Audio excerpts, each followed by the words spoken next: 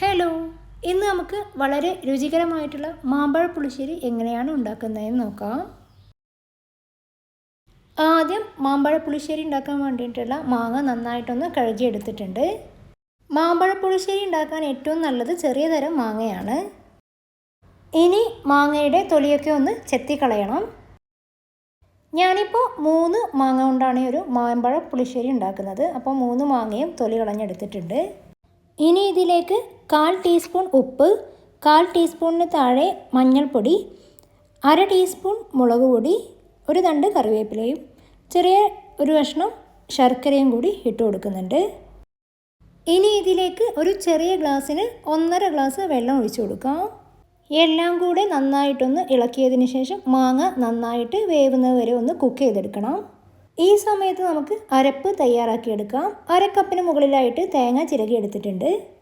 തേങ്ങയിലേക്ക് 1/4 teaspoon ചെറിയ ജീരകം, 2 നുള്ള് മഞ്ഞൾപ്പൊടി, 1/4 ടീസ്പൂൺ മുളക് പൊടി, കുറച്ച് കുരുമുളക്, ഒരൽപ്പം വെള്ളം ചേർത്ത് നന്നായിട്ടൊന്ന് അരച്ചെടുക്കണം. മാങ്ങ നന്നായിട്ട് വെന്തതിന് ശേഷം ലോ ഫ്ലെയിമിലിട്ട് തേങ്ങ അരച്ചത് ഇതിലേക്ക് ചേർത്ത് കൊടുക്കാം.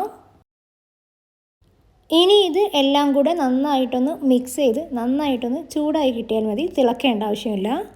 ഇനി ഫ്ലെയിം ഓഫ് ചെയ്യാം. ഇനി ഇതിലേക്ക് നന്നായി ഉടച്ച 1/2 കപ്പ് തൈര് ചേർത്ത് കൊടുക്കുന്നുണ്ട്. തൈരിൻ്റെ പുളി അനുസരിച്ച് ചേർത്ത് കൊടുത്താൽ മതിയാവും. ഫ്ലെയിം ഓഫ് ചെയ്ത് ഒന്ന് ചൂടാറിയതിന് ശേഷം വേണം തൈര് ചേർത്ത് കൊടുക്കാനായിട്ട്.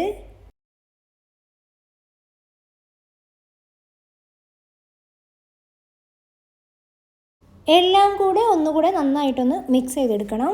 ഇനി ഇതിലേക്ക് താളിച്ചൊഴിക്കാനായിട്ട് ഒരു ചെറിയ കടായിലേക്ക് കുറച്ച് വെളിച്ചെണ്ണ ഒഴിച്ചു കൊടുക്കുന്നുണ്ട്.